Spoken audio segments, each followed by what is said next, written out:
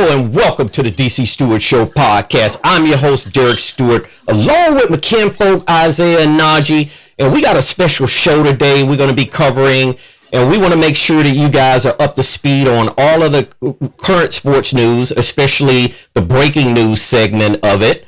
And the biggest thing is we had a major firing yesterday. John Harbaugh, who spent 18 years with the Baltimore Ravens, was let go yesterday. And I think it was in the making and it was going to happen, but we'll talk about some of the breakdown of what we think may have happened to have him removed out of that position after 18 years, because once you're entrenched for 18 years, his job has never really been up for conversation, at least as far back as I can remember from when he got the job.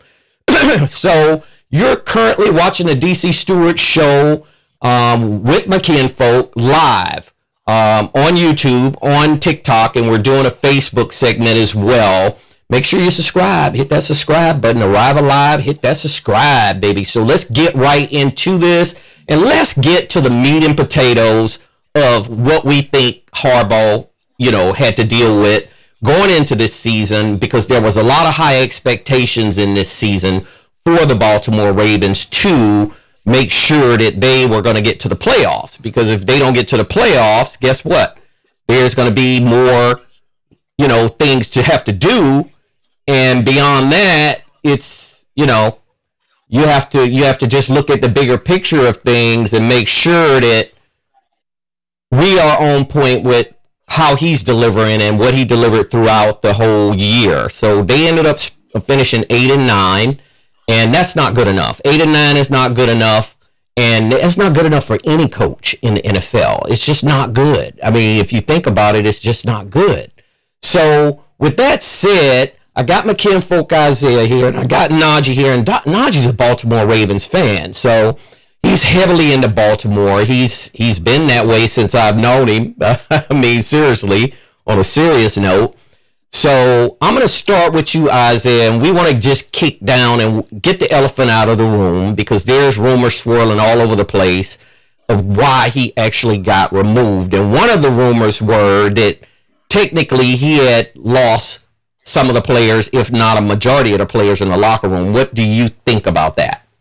It's not winning. Winning is everything, and he wasn't winning. Look at their record. And, granted, he had injury. He's had some contractual stuff going on a couple years with Lamar, and Lamar was injured several times. Henry was fumbling more than normal, and he's just started losing games. And, that stuff create turmoil in the locker room. And then when you've been there for 18 years, and then, you got that same type of rhetoric with the players, it kind of turned to a deaf ear, and they don't listen to him anymore. And it spewed out to the fans and the upper management, and then they had to make a move on him, because, of course, this game is a right now thing. You got to win right now. And if you look at it, you got a running back that's brutal, man, but he's getting old. So they got to start thinking about his future with Derrick Henry. And then you got a quarterback that's been phenomenal. He played an outstanding game this past week, and they came up short. So when you kind of bottle all those things and characterize all these things together, you got to look at winning, and that's what it all boiled down to. And when you start losing, and then you thinking about the age of these players, they got to make a decision to keep the coach around, to kind of get rid of the players, and they sure the hell is not getting ready to get rid of the players, because they got really, really good players on that team. So they had to make a decision about the coach. Yeah. Absolutely. So, Najee, do you agree with that? What Isaiah just kind of summarized in a nutshell? I told y'all that weeks ago that man was going to get fired. Y'all didn't want to believe me because he's been up for so long. I told you they got too much talent to be borderline or not making this playoffs. And then when you have Patrick Mahomes get out of the playoff contention, and then the Bills not being what they are, and Derrick Henry has his second year with the Ravens, so they should be able to gel more, and they were losing more, and they were fumbling the ball more. Lamar Jackson threw what? He threw more picks than he did the last 3 seasons. I say, bro, they're going to get rid of him. I told y'all that. Their defense is declining like crazy. Then, of course, like you said, you got a running back that's already high collision. He's getting older. I knew that was gonna happen. I told y'all weeks ago. I don't know if I told y'all that off camera or on camera. I think I told y'all on camera. They were definitely getting rid of him if they don't make the playoffs. And look, they didn't waste no time. I told y'all that.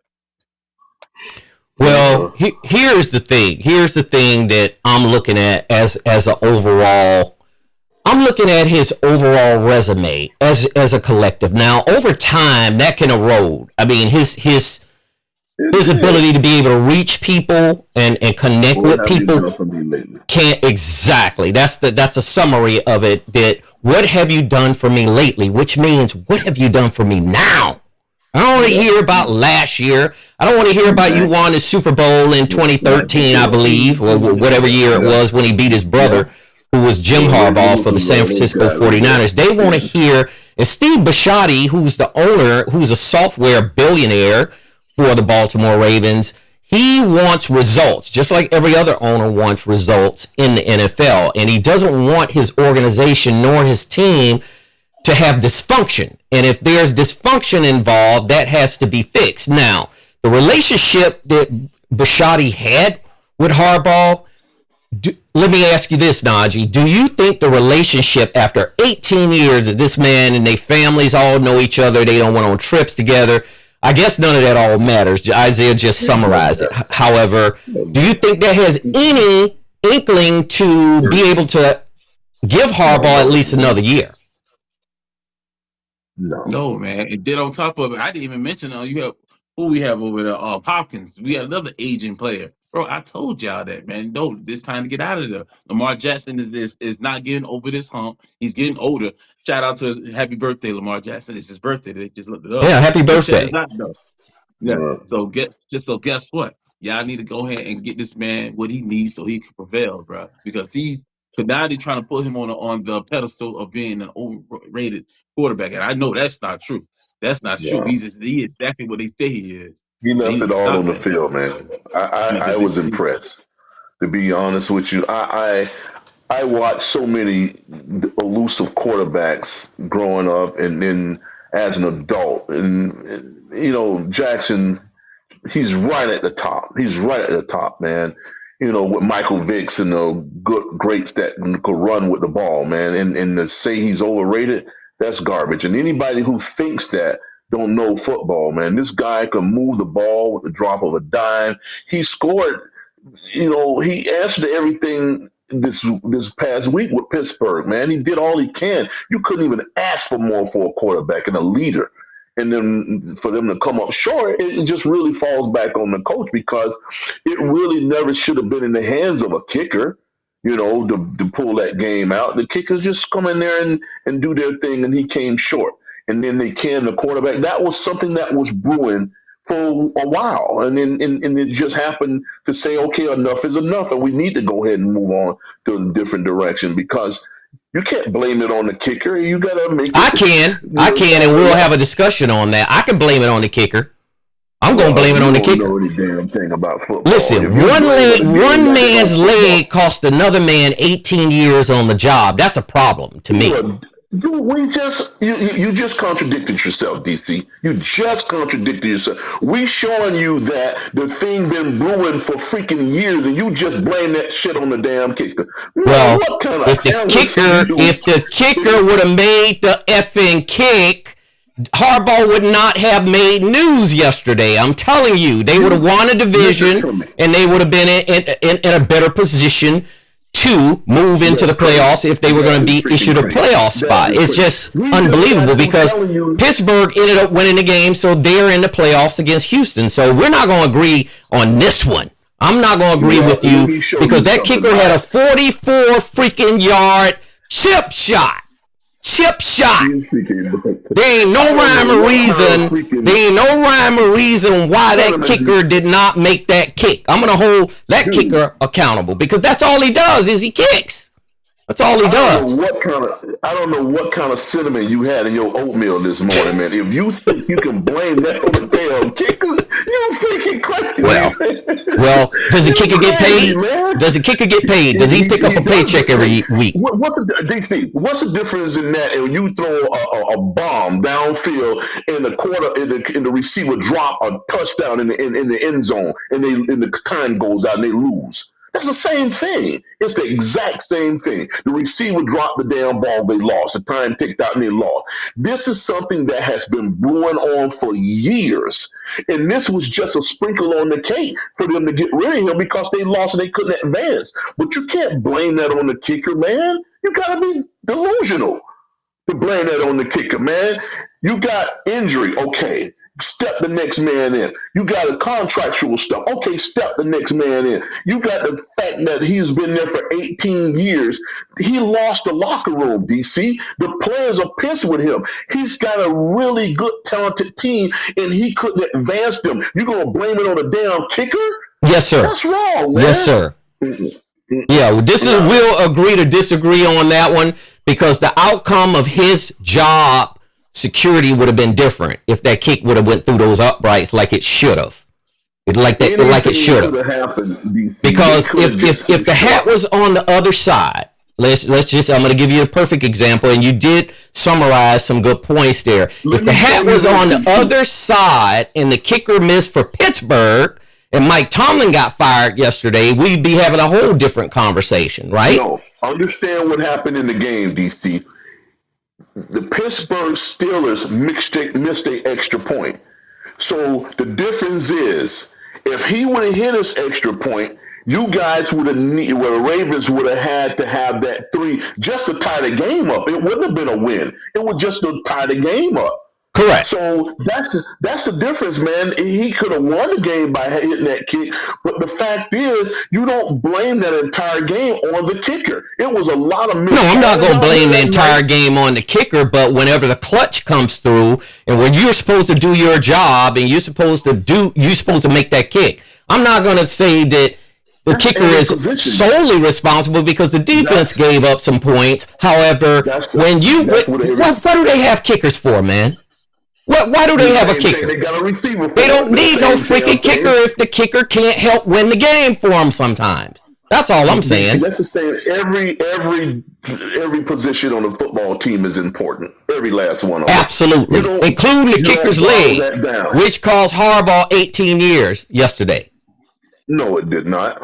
Okay, let's just move on. Let's just move on because we're not going to agree on this one. Hang on. If they was happy with him, those 18 years wouldn't have been flushed down the toilet from losing one game. They was already... Well, they lost 9 games. They didn't lose one game. They lost 9 games, but this was a pivotal game. That's all. Well, what I'm telling you is they wouldn't have been willing to smash him and hang him on the clothesline for losing this game if they was satisfied with his coaching. They're not satisfied with him. They had to make a decision to move on to keep this team intact and let somebody else take over, man. Okay, we'll talk a little bit later about somebody else because the league is full of talented coaches. The NFL is full of talented coaches. But, however, there's no guarantee that another coach is going to be able to come in and do some of those things. Let me move on to Najee. Let me move on to Najee, man. Go right ahead, damn it. Yeah, you drink your liquid. Let me move on to Najee. Najee, do you think John Harbaugh, and I'm going to specifically talk about Lamar Jackson here, do you think John Harbaugh and Lamar Jackson actually aligned when Lamar Jackson got drafted by the Ravens out of Louisville? He was a Heisman Trophy winner. Was there some point that they actually went different directions in terms of philosophy, him and Lamar? They had to because I don't feel like they was co-signing on every play they were supposed to be doing this season because they had me questioning a lot of things that was going on, man. I'm like, bro, you have Derrick Henry, he's finishing the game with 40 yards. You have Lamar Jackson, he had the most turnovers in years. So I'm like, obviously something's not working right. The line is not, it was nothing. Their defense wasn't nothing. So I'm like, bro, That's why I told y'all he's getting fired, bro. Because when that was the excuse last year. Not only the Mark Andrews, he dropped the pass that would have got them, that would have advanced them. But now you have Now that you have Lamar Jackson and Derrick Henry in for another season to prevail to go further, at least further in the playoffs to do something. When you got DeAndre Hopkins also, guess what? You don't even make the playoffs, bro. I'm telling you, if they would have made the playoffs, they would at least gotten right out, at least outside the Super Bowl. That probably would have prolonged that man's job. But now you're showing that you're going backwards, bro. That's the last thing you need to do, and especially to a team that's aging. That's the last thing you can do. Well said. Well, here's the thing, Najee, and I totally agree with you on every single point that you hit. But Isaiah doesn't seem to understand, and I'm going to be very clear here. He doesn't seem to understand that when you're in a dogfight of a game, it doesn't matter which team you're playing against. That goes from high school level, that goes from a high school level, college level, pro level. When you're in a dogfight, like that team was in a dogfight the other night with Pittsburgh, and you pay a man to kick the ball through the uprights. You pay him for that. And then he comes onto the field. He's a rookie. And this is not solely on him because the defense gave up some points. However, when you're in a dogfight like that, you expect for your kicker to be able to come in and make that kick. I ain't gonna never agree with Isaiah on what he said about that. It's not the kicker's fault. I agree with you that it's not the kicker's fault, but I'm never going to agree that kicker had a responsibility to put that ball through them uprights, and we'd be having a whole different conversation because, Najee, you just explained that if they would have made the playoffs, they would have won the division, and they would have made the playoffs. It wouldn't have been Pittsburgh. Pittsburgh would have been outside looking inside the window, correct? Am I right? DC, okay, then. I mean, Najee agrees that I was right. When you pay a man to kick a field goal when you're in a dogfight with another team, and they get you down there, and you got a 44-yard field goal. You've made field goals the whole year. This kicker, I believe this is one of his first misses, right? And it can happen. That was his fourth miss. Fourth miss of the year, which is very good in terms of numbers. I think the percentages are on his side. However, when you're in a game like this and you really need to win, and I'm not saying this would have solved Harbaugh's problems if he had issues between the players or between the locker room or whatever the case may be. But at least they would have won a division. They would have been able to move on and play for another week. He didn't get a chance to do that because the field goal did not go through. That's all I'm trying to say. So we can agree to disagree on that. You're talking about a whole different set of circumstances behind the scenes, which is true. I agree with you. DC, man. Don't try to add Najee's commentary into what. Yes, I am. I'm going to add it in there because he agrees that kicker should have made that kick. But he agrees, Isaiah. Listen, he agrees the kicker should have made the kick. That's all I'm saying. Oh my God! They pay you a salary to make a kick. You don't even practice with the freaking team. You don't even. Most of the things that go on the field, he's somewhere by himself with a kicking tee trying to kick. Yeah. He don't have to tackle and be tackled. So let's just move on to the next one. Let me ask you this, Isaiah. Let me ask you this. If Lamar Jackson is the franchise, do you think it was Harbaugh's principal responsibility to ensure that his relationship stayed intact with Lamar and that his relationship with Lamar got to the point where they can gel to be able for Lamar to be able to feel comfortable enough to be able to come back and win games for him because he's been out with injuries? Yeah, absolutely. You gotta trust your guy, man. They gotta trust each other. I'm talking about down to the play calling, all this stuff. He don't necessarily have to like each other, man. I mean, really, you don't. You got to have that working relationship, though, because when it's all said and done, we got one common goal: is to win games and to win a championship. That's it. You ain't got to like nobody in that damn locker room, but damn, everybody's getting paid to do their job, and the coach's job is to run that team. I agree. His main guy is the quarterback.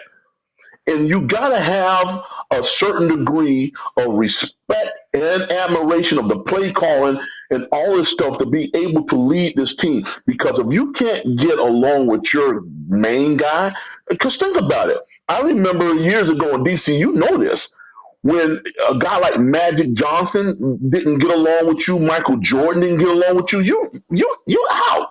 Because the thing is, the buck stopped with the star player on the team. Ask Kobe Bryant when he was, listen, you weren't getting along with Kobe, you out. If you can't get along with LeBron, you out. How many coaches you think LeBron got fired? Multiple coaches. You know you got to get along with your head guy. And that could be part of it, man. You got to make that guy feel comfortable. You got to run things that he's good at. You got to make these adjustments when time prevails, And then if you don't do that, you lose trust. And when you lose trust in your main guy, it spills on to the next person, the next person, the next person. And that's when you got a recipe for loss. And that's what's going on, man. And then it has nothing to do with no damn kicker. Period. Okay. Well, like I said before, we'll come back to that at a later date to discuss that if we have an opportunity. I'm right, and that's it. Period. Okay. Well, what's right is right, huh? All right. So, Najee, was Harbaugh still coaching Lamar, or was he just working around Lamar? Was Harbaugh still coaching Lamar? Was he still communicating with Lamar from a coaching perspective to ensure that Lamar got the best of what he needed to be successful on that field? And that goes for offensive line, everything, play calling, just what Isaiah explained. Do you think he was just coaching around Lamar, or was he coaching Lamar? Well, it could be a little bit of both but I didn't. It's not like I seen Lamar doing audibles and changing plays or anything like that. So that's part of what made it more frustrating that they're actually listening and doing the plays that he's calling that they don't agree with, and then it didn't fall through. That makes it worse between the guys. Now, if he giving you plays and you going outside of it and you mess up, then it's on you. It's on you as an athlete, as a star player. But if you're doing his plays, conducting what he's doing and trying to execute whatever he's telling you to do, and it doesn't fall through and you're losing, that builds up, I don't want to say hatred, but it builds up bad blood between you guys, especially when you continue losing. That's a good point. One thing about, and I don't have any experience coaching. I did coach as a volunteer at a high school, so I got a little bit of understanding of some of what, goes on in the practices and when the games go, when we play games and stuff like that. But over 18 years, and he's probably been with Lamar. How long has Lamar been in the league? Let me see. He's been with Lamar probably half those 18 years, right? They drafted him. They drafted Lamar. He's only played for them. Yeah, so since that's the case, I have to agree with you, Najee, that I think he was doing a little bit of both. I think a lot of coaches have to be very cautious about how they approach a star player on their team. And Isaiah just summarized and summed it up in a nutshell that technically you have to, Jimmy Johnson said it best. Jimmy Johnson said, look, my best players, I'm going to take care of them. I'm going to look out for them. My other players, I'm going to look out for them too, but my best players, I'm going to stick up for, and I'm going to really make sure that they have everything that they need versus anything else. So with this said in mind, a lot of coaches have to really walk that tightrope, especially when you got a guy on your team like Lamar Jackson, that he put the BBLs in the seats. He's a superstar athlete. I mean, Lamar's an athlete. Lamar's not a quarterback. A lot of people want to put that tab on him and stick that, tag on him. Lamar Jackson is an athlete. And since he's an athlete, he has the ability to be able to do damn near anything on that field that he wants to do, as long as he's getting the right guidance to do it. Wouldn't you guys agree with that? Of course it is. I mean, it gives him a different dimension, and he's a triple threat, man, because he can run the ball, he can pass the ball, he can even receive the ball. So that's a triple threat.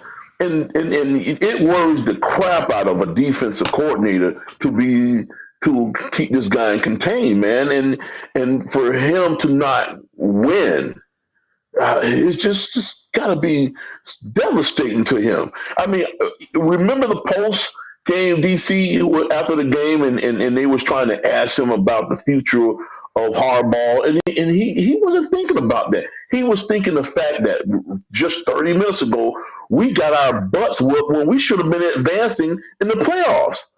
He just couldn't swallow that thing, the fact that he gave it his all. And I'm going to tell you right now, it was one of the best games. It was certainly the best game I've seen this year in pro football. But he left it all on the line, man. He put it all out there, man. He did everything. And then to come up short, that's devastating to a guy who has pride and he's willing to do everything and whatever it takes to win. And that's, bro, any coach would really fall. They'll jump out of an airplane to have a player like that, man, to have that type of mindset when it comes to football, man, because some of them get tired. They don't do as much as they want. Some of them have issues, home issues, or whatever the case may be. They can't focus on their job. And it's a thing where this guy, kind of channel every distraction out just to go in there and come away with a win and to come up short. It was devastating to him, man. He didn't want to hear anything about what's going on in the future of the franchise and the coach. He didn't want to hear that. Yeah. Yeah, I mean, I agree, and that's a good point. However, with the team having 50-plus players, I know all of them were disappointed with not winning that game and the way the season went. It's just, if you want to put it all together and add the way the season went, and then they didn't win that one game that they really needed, but they didn't. Yeah. Mm-hmm. And the owner is results oriented. I mean, Steve Bisciotti, he's a no nonsense owner. Remember, we all thought Lamar wasn't going to even play. Remember, we thought exactly. He was kind of a last minute kind of decision to play him, right? Yeah. And he showed out. He showed up. He showed out. He did everything that he needed to do, I think, from what my observation of the game was. It's just that certain elements of the game didn't go as planned, especially from the defensive perspective.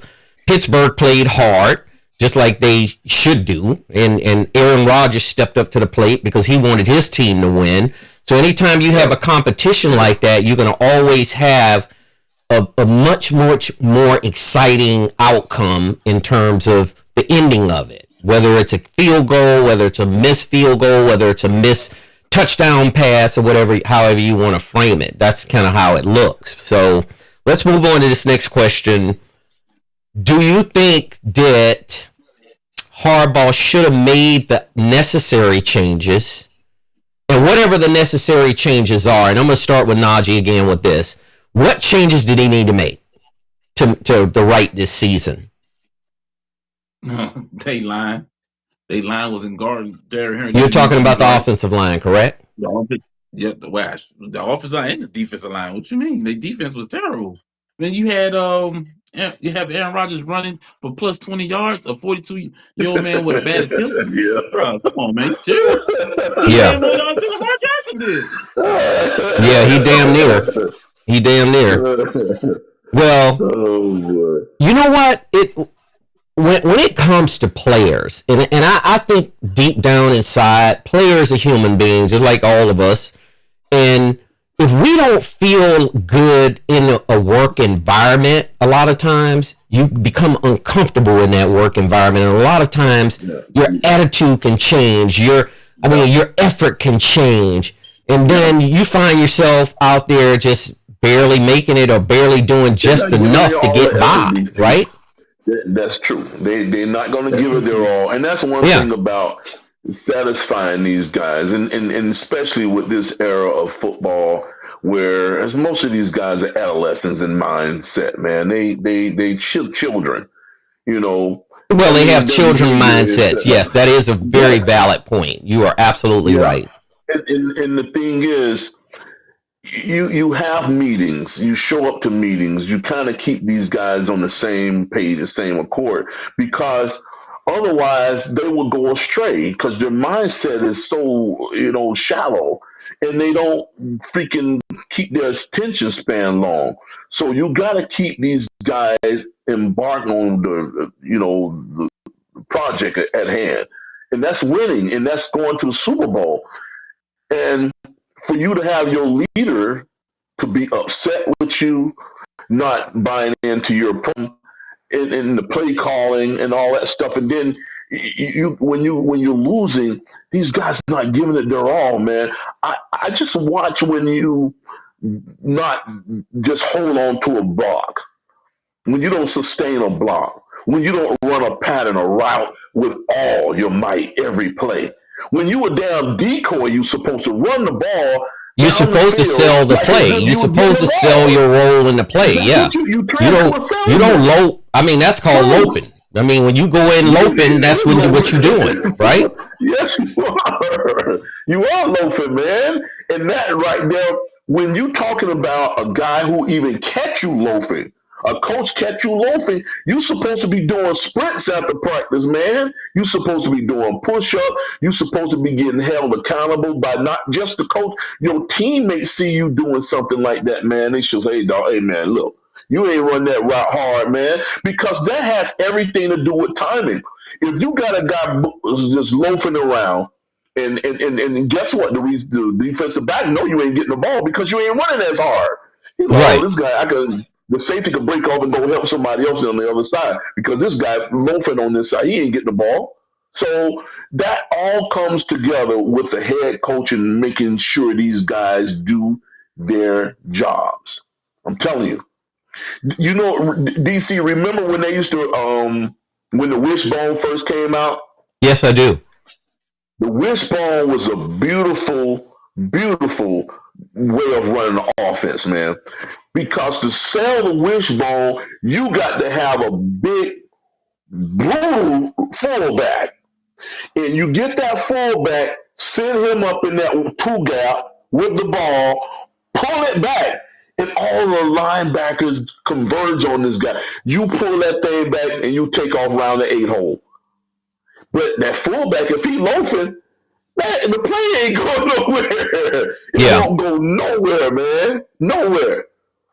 Even Peyton Manning. If you watch Peyton Manning's career, he faked out everything. He would hide the ball behind his leg and everything and wait till his receiver comes open. He picked that thing up and boom. That was all about selling a play. But when you got a guy who's not doing that, you know, it's easier for a defense to read the fact that you're not going down the field for a bomb because you're loafing. So all of that stuff is like elementary, man. It really is. And for these guys to get beat like that and then the coach get canned, it's all on him. That was all on him. It wasn't the kicker. Well, it's on every coach, just not on him. Now, every coach has been let go since Monday. It was all in their lap as well. And as I said before in past shows, each owner is different. They're not all the same. What works for this owner doesn't work for another owner. And if that's the case, it doesn't matter whether you spend 50 years in one place. If that owner is tired of you or that owner sees a situation within his organization that is beginning to crack or show cracks, they're going to get rid of you. And that's kind of how it works. Now, Harbaugh will land on his feet, and we'll get into that a little bit later on. But one thing about fallout is subtle. Fallout is subtle. And it's subtle in a manner that you can be in any work environment. And if you mad about something, or if a person is mad about something, they don't want to engage with you. A majority of them don't. They don't want conflict. It's a subtle fallout. So, for example, look, I'm not going to do this part of the job, and I'm going to just let this part of the job lag. And then if something falls through, it ain't on me. It's on the head coach, or it's on the person who's a manager of the area, or whatever the case may be. Najee, does Todd Monken, who is the offensive coordinator, have any, should they get rid of him as well? Because I'm pretty sure he's gone, as well as Terry Orr, because the new coach is probably going to bring in their own staff, right? Their own entourage. That's normally how it goes. When the head coach get fired, everybody lose a job.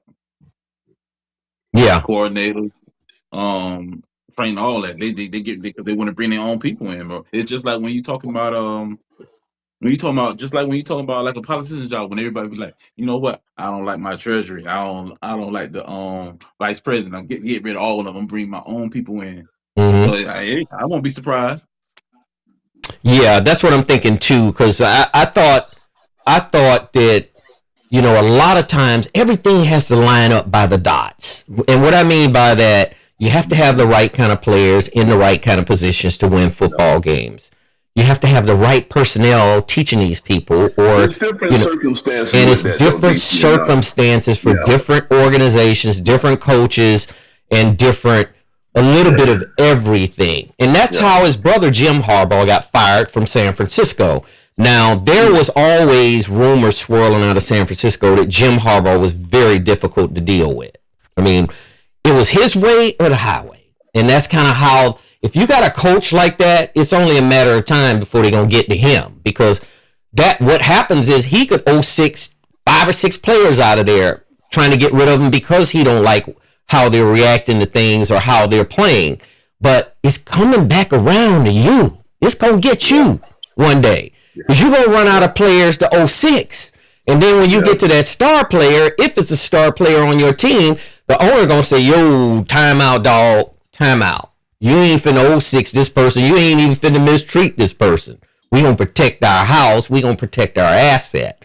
And that's kind of how my whole thought process is about this. So, Isaiah, let me ask you a question and just summarize it to me right to the T, which you've already done, but I want to hear a little bit different from a different angle. Was it more Lamar Jackson being the distraction on the team? And I don't think he was a distraction, but was Lamar Jackson a distraction on this team? No, man. Listen, man. If you take Lamar away from this team, right? You know, this season, they probably would have won 5 games at the most, because his dynamic is the one. I mean, one of freaking few games that they won. It was him. It was him, and it was him between him and Derrick Henry, man. Both, because there's such a threat to both of them, because you don't know if Lamar gonna take off running. As brutal as Derrick Henry is, but Lamar take off running on you too. So it wasn't a distraction about him. Even when he was in a contract dispute, he was playing one year he played without a contract. DC, remember that? I remember that. Yeah, I do. He was trying to show them, I am worth every penny I'm asking for. So how can that ever be a distraction? This guy was playing, showing you my loyalty. And I want this amount of money, pay me, because this is what I'm worth. And he did it, and he got hurt that year too, I think. And they turned around later on the next year and kind of fattened him up and gave him the bag. But it just was his way of showing them, I'm the guy, give me what I'm worth, and I'm going to be loyal to you. So at that point, this is the reason why they say, okay, Lamar is doing what he's supposed to do. Henry, despite those few mishaps with dropping the ball, he's doing what he's going to do, because I'm going to tell you right now, Henry is a huge asset to this offense, man, no matter what people think.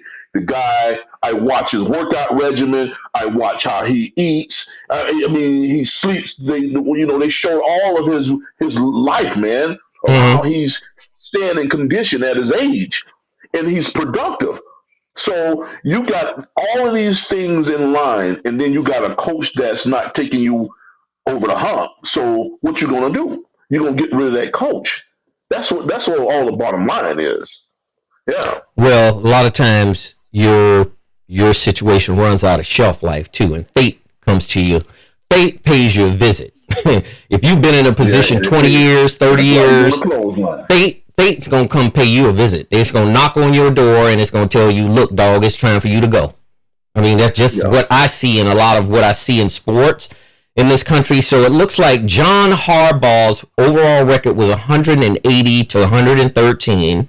His postseason record was 13-11, and his career record was 193 over 124. That's a very above average score for any coach in the league. Yeah.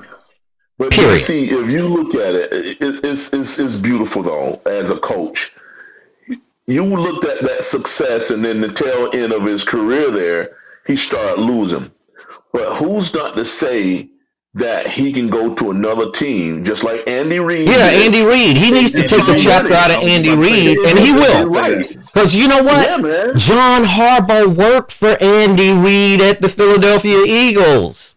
So he knows Andy Reid. He knows the dynamics behind taking this. I mean, I'm pretty sure he was heartbroken and he was, he was not happy when he got that call to come into that office, and they had to tell him, look, we're parting company. And when they tell you we're parting company, they do it so subtly. They don't tell you, look, you fired, get the hell out of here. They don't say that. When they call you in that office, they just say, look, here's the overall picture of what happened this season. We're looking at an overall dynamic of the direction that the team went in for the last few seasons into this season, and where we're trying to get to after this season. So we've decided just to go a different direction. That's generally how they deliver it. Right there, to me, I think that's nothing but business, because it is business. There's really no hard feelings, do you see? Because, listen, man, just like there ain't no hard feelings behind that I could see. Yeah. Remember, Chris Greer with the Miami Dolphins, the GM. He's been Stephen Ross guy for years. And just because, time ran out and the circumstances, took him away here too, and he got canned, that is not to say that Chris Greer and Stephen Ross still not friends. You just got to freaking go in a different direction in terms of your mindset and the things that you say and do with this team. Because your voice means something. So just because on the field it ain't working, but our friendship still is intact.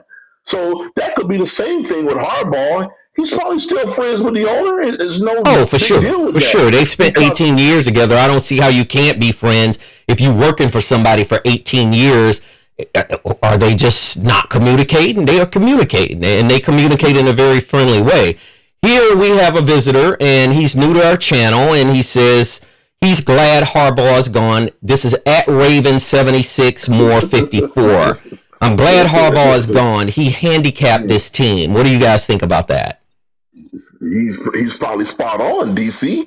I mean, I just told you about the locker room. When you lose your locker room, you might as well walk out the door, because these guys are turned off, man. It's just, listen, man, it's just like a person that you really don't want to deal with in your life no more, where you had a good, tight relationship with them, and it just went sour. You see them driving down the street, you might want to bend the corner, just don't even want to, you don't want to make eye contact with them no more. Right. And that's the same thing can happen in the locker room. But then on the second hand, it just didn't work. And so we all agree it just didn't work, unless just that we had our run, because they had their run. They had a beautiful run. And now it's just trying to just try something different. That's all. That's all it is. Right, right. And Harbaugh, John and Jim, they come from a football family. Their father coached, and he was a damn good coach. Looks like I just pulled Harbaugh's career up here, and it looks like he ended up coaching at Western Michigan starting in 84 to 86. He coached at Pittsburgh in 1987 as the tight ends coach. He coached at Morehead State in 1988 as the special teams coach and secondary coach. Coached at Cincinnati in 89 through 96, special teams coordinator. Indiana, special teams coordinator and defensive backs. Philadelphia Eagles is where I knew about him from. And he was a special teams coordinator at Philadelphia from 1998 to 2006, and then he was the DB coach in 2007, and then he was the Baltimore Ravens coach from 2008 to the yesterday. So I think that's a very impressive career that he's had. I think he's an upstanding guy. To me, he's one of the coaches that if I wanted to meet coaches, he would be the one of the coaches, him and Tomlin and all those guys, I would want to meet personally. Walk up to him, talk with him, because John Harbaugh seems like he's the type of person that you can have a beer with in the bar and talk some smack, right? So that, what, we wish him well, and he'll be hired before. He'll be hired more likely before the week is out. Because if he won a job, because his phone is ringing off the hook now. Well, that put a damper on a lot of other coaches too. Would you think that a lot of other coaches just right there sitting on that bubble and is getting ready to burst? Yes. Because I know Todd Bowles' name keep coming up. I don't know whether it's just phony advertising or whatever you want to call it. And Todd Bowles' names keep coming up, and it's a lot of other coaches' names keep surfacing as well. I think Aaron Glenn, even in New York, they have one more year. And if they get out to a bad start next year, he's gonna be gone.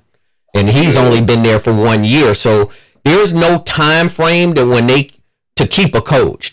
Some of them have let coaches go right in the middle of that first season. It just depends. It's a high stakes business. You know what's remarkable about what you're just mentioning? You think of a coach that's already like on the bubble, and then here Harbaugh come available, and this guy is, and if Harbaugh want that job, they're gonna go ahead and can that coach, man. I'm telling you, it's crazy how it works, man. Because if, let's say, here at the Dolphins, and the Dolphins been trying to get one of the Harbaugh brother, with a Jim or John, one of them, and here McDaniels is sitting on a thread anyway, they might can him, man, and bring one of those guys in. I mean, it can very well happen like that. This is some hypothetical stuff, but it can kind of happen like that, man. Because the GM is gone, Tua is third string, and they need to will and deal him out of here and find a way to get rid of him and get him off the books some kind of way and bring in another good quarterback, a young quarterback. But all of this could happen. It can very well happen. Mm-hmm. Mm-hmm. Yeah. So Najee, let me ask you this. Do you think any of these coaches in this upcoming wild card round, are they on the bubble to lose their job since Harbaugh is available on this market now? I mean, the first one could be Pittsburgh, the Buffalo Bills coach, Sean McDermott. I mean, these are coaches that's been mentioned over the years that people want them gone, especially the fan bases and the media in those cities. And at least from the Tomlin's perspective, for sure. Especially if you talk about a team that's already, that they feel like they're on the brink of going to the Super Bowl, like they just need a better leadership and better philosophy. But you're already getting rid of several coaches, so why would not? And he's already the better coach of the ones that's been fired so far. So why would you not at least be considered from them? It's just if he wants the job. That coaching pool is spread it out, man. It is. For being up for almost 2 decades, he probably got to lick his wounds and get his stuff together, then call him up and say, you know what, I take the job. I don't see him doing it like right away because he was there for so long. He might want to be able to bring it all in first. But other than that, no, he's gonna get a job. It's not gonna be that long.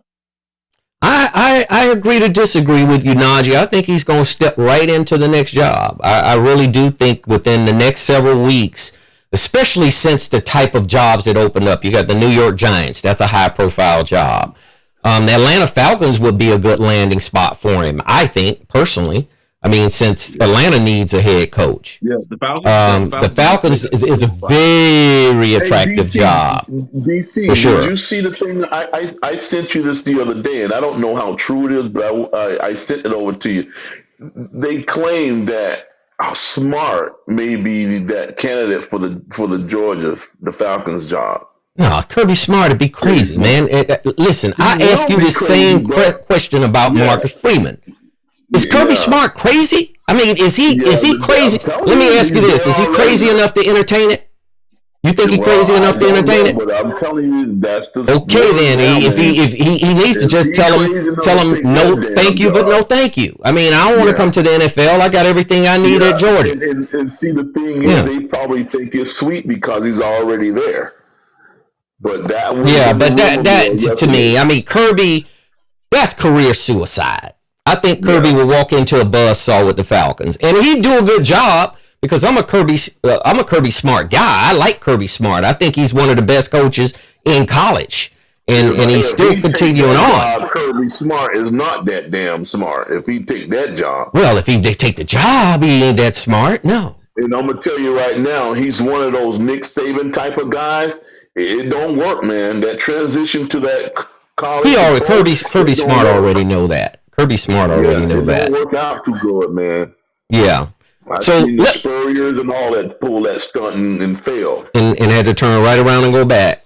Mm-hmm. So let's move on to this next coach, Pete Carroll. There was similar allegations coming out of the Raiders camp, sources within the Raiders organization to say that Pete Carroll had lost that locker room or portions of that locker room. Najee, do you agree with that? I definitely do. So what's the main factor that Pete Carroll lost that locker room? Because there were other allegations swirling that he had his son there with him. So, I mean, it was looked at kind of like from a nepotism perspective. His son is Geno Smith. I told you that, bro. Well, that's one of his sons. I told you, man. That's one of his sons for sure. You mentioned Geno and with him, I knew that was going to be a disaster, bro. You set yourself up, bro. I swear you do. You set yourself up, bro. Anything that's going to be related to Geno Smith is going to be a disaster. What you got against Geno, man? What's up with Geno? Like he can't stand Geno, man. Man, what's up with Geno, man?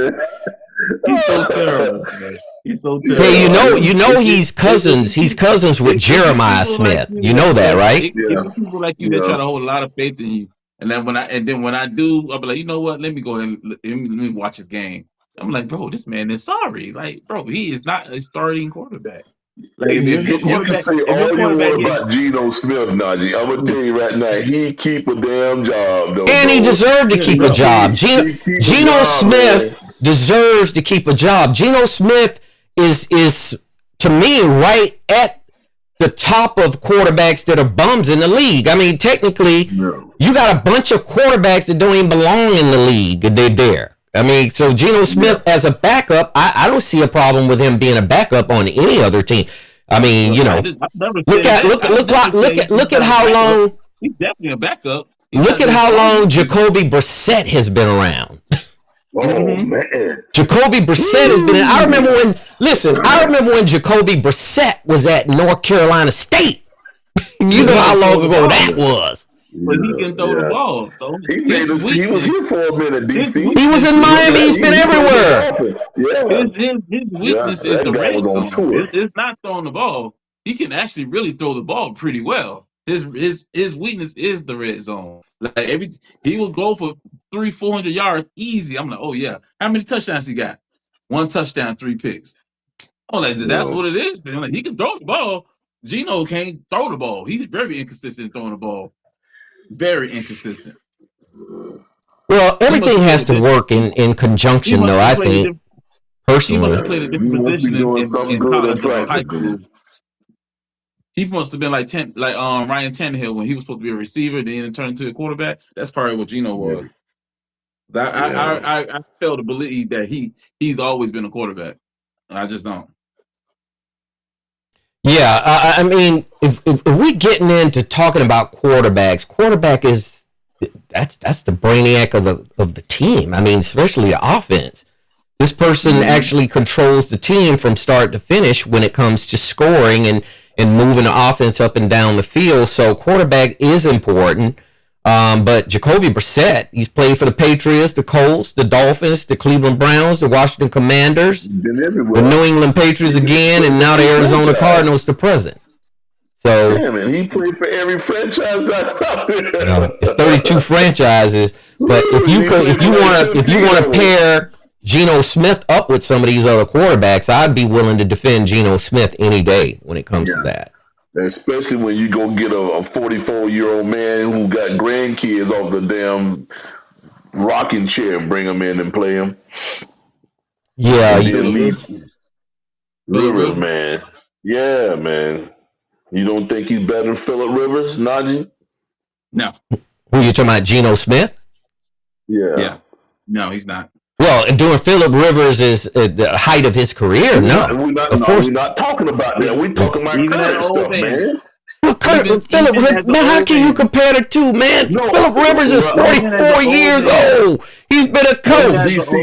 Phillip Rivers looked like Phillip Rivers' stomach stuck out so far, looked like he done been hanging out and he coaching these kids and stuff. But he's not football. He's not in football shape anymore. I know that you're missing the damn point.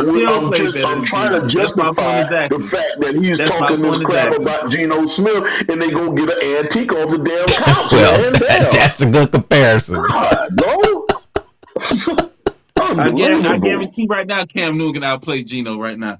And one of last time you really do think so? You think Cam could come in and outplay Geno? Yep. Why is that? Why do you think Cam can outplay Geno? Because why you think he's not out there then, Najee? Why you think Cam? That is a great question. That is a great question. We had that conversation already because he has his own image that he wants to portray. He has his own image that he wants to portray. He has his own image he wants to portray. He don't want to listen to anything.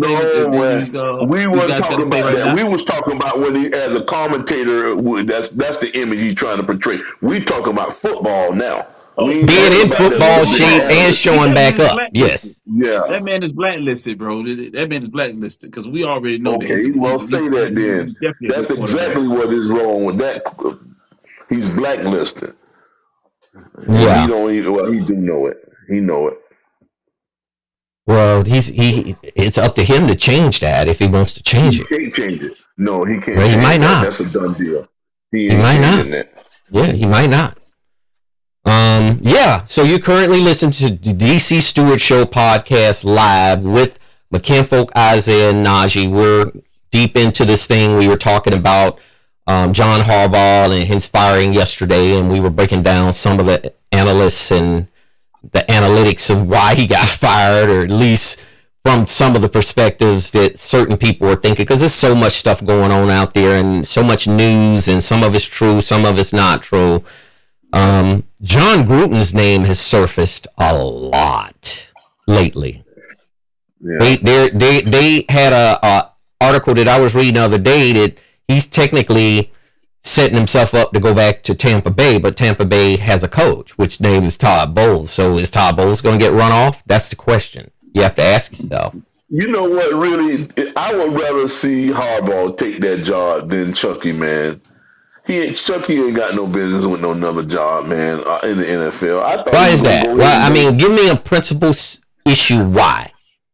Man, he's had his run. He's got canned for some immoral stuff that he's doing, and he was lobbying to coach in college. Let him go over there and coach the college guys, the kids over there, and let him see what he can do there. Because I actually think the way he coaches kind of old now. I think he won't even be successful on any level. I want to see him get a job, but I don't think he's going to be successful because his way of coaching is old, and those days are passed by now. So give him a job, whoever crazy enough to hire him. Yeah. I think it's going to be really interesting. I'm looking forward to this first wild card week to see if there's going to be any movement of coaches after these games in the wild card because you're never safe as a coach. Technically, you're never really safe. I mean, it doesn't matter which time of the season. It could be in the off season. It could be a whole bunch of different variables and factors that can get you 06'd out of a place. So anyway, we'll wind down everything. I need to get you guys predictions for tomorrow from the University of Miami and Mississippi. They're playing in Tempe, Arizona, and they're playing in the Fiesta Bowl. I'm going to start with you, Isaiah. Who do you think going to win the game? Man, Mike Cain's winning this game. What's wrong with you, man? Mike Cain's going to take this. We're going to be playing down here at the Hard Rock for the national championship. That's what's going down. And you know what's ironic about that, I find, is the Miami Hurricanes won their first national championship at home in the Orange Bowl against the University of Nebraska. And I want to say that was back in 84, right? I think that win was back in 84 when Bernie Kosar and all those guys was playing for the Hurricanes back then. Mm-hmm. It's going to happen again this year. Miami Hurricanes, first national championship. Do you think Urban Fryer dropped that ball trying to be pretty, or do you think he dropped that ball for any other reason? He was styling, man. And let me put it more into context. Irving Fryar could have sealed the game for the University of Nebraska at the very end of the game. And the way Turner Gill was throwing that ball that night, Turner Gill was putting it right on the money. And Turner Gill was the quarterback for Nebraska at the time. And Irving Fryar was it a quick slant in or was it a post? I don't. A deep post, bro. And he was in the corner of that end zone, and that ball hit him on the hip and bounced off. Yep, I still remember it, man. He was all by himself. Turner Gill say, "Boom, dart." Well, it was a dart, DC. He did like the sit, and that bounced off of him. Yep. Yeah, it did. He gave us our first national championship. Wouldn't that be so rewarding to see this team come home and win at home? No matter who they play. I don't care. I don't care if they play Indiana. I don't care if they play Oregon. It doesn't matter to me. You know. No. Seriously. It doesn't matter to me. Both of them should be exciting games because if we play Indiana, we're going to be playing Fernando Mendoza. Yeah, Mendoza was a former player for Columbus High School. And then if we play Oregon, it's going to be Cristobal's old team. So it's going to be great either way.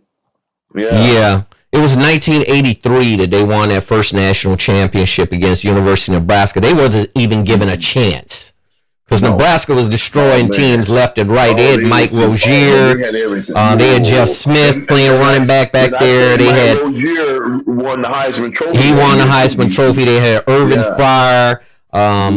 They had Dean Steinkuhler. I believe he was an offensive lineman for Nebraska, Outland Trophy winner. They had so many stars on that team, and they had one of the best coaches in college as well back then. Yeah. So, Tom Osborne, which he's legendary in the state of Nebraska anyway. Yes, so, Najee, let me move on to you. Who's going to win this game tomorrow? Ole Miss Rebels or the Miami Hurricanes? I told you this Monday. It's definitely going to be the Canes, man. It's going to be the Canes. They already beat the tougher team. It don't make sense to lose to the worst team, but guess what? Don't take them lightly either. So take it to them just like you did Ohio State.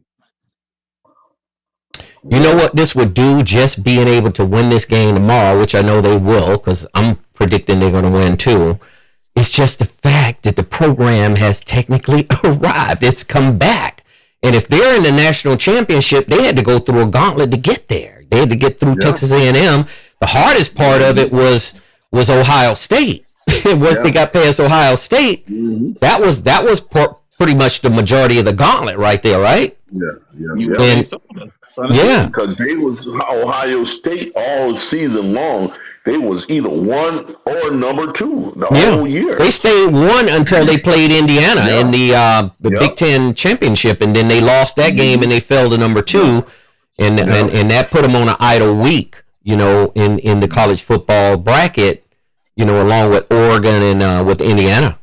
And, man, I'm going to tell you right now, if the Miami Hurricanes, when they win, I ain't going to say if, when they win tomorrow, I'm going to be making my reservations for Miami. How about that? Come on down. Come on down. You on the Price is Right. Derek Stewart, come on down. You on the Price is Right. Absolutely. We're going to go out to the bar, DC. I'm going to have my cranberry juice, and I don't know what you're going to be drinking. Well, I can tell you what I'm going to drink.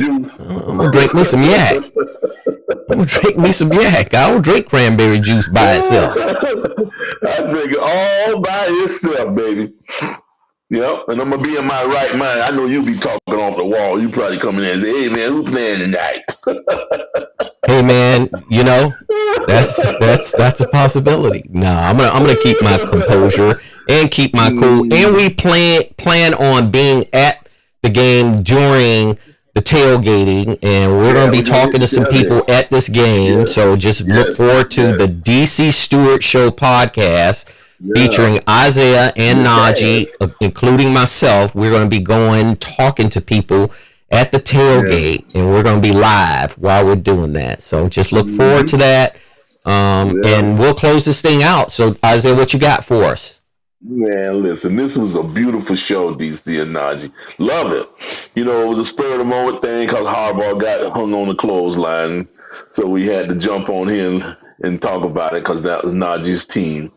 But anyway, thank you so much for the viewers, the family who's patronizing us. It's been a beautiful ride, man. It's a good, strong year so far. We got folks all over the world listening to us. Absolutely. We love it, and we applaud them for joining the family. But think about it.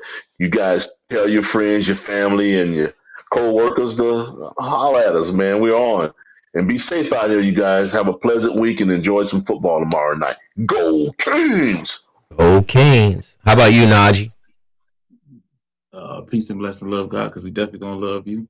See, I told y'all every time I say something, it happens. Now, the only thing I've been wrong about was the Ravens thing, but of course, that was like a world glitch thing, so we can't really count that to ever happen again in life.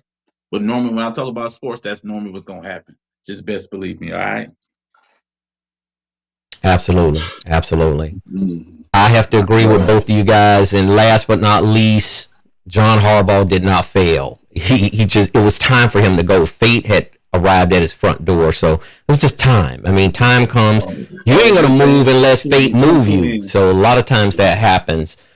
So make sure that you continue to watch our show, just like Isaiah said. And I love button heads with Isaiah, but I'm really jealous of his hat. That's a bad hat. I seen you one. Yeah, you gotta send me one of them hats, man. You get down here. I want a little feather. I want a little feather in mine, though. I want a little feather to be able to pop up. Yeah, I'm gonna get me a feather in mine. So, anyway, we hope you enjoyed our show today. We're gonna be doing another show this coming weekend, talking about some of the sports from the weekend. The wild card games are gonna be played, so we'll be covering those for the NFL. National Championship is going to be shaped up, so we'll be able to kind of give you a preview of that as well. So take care of yourself. Take care of everybody around you. Help people when they need help. Make sure your health is there, first and foremost, because you can't do anything without your health. Once again, I'm Derek Stewart, along with my kinfolk Isaiah and Najee. Take care, peace, love, and prosperity. Take it easy.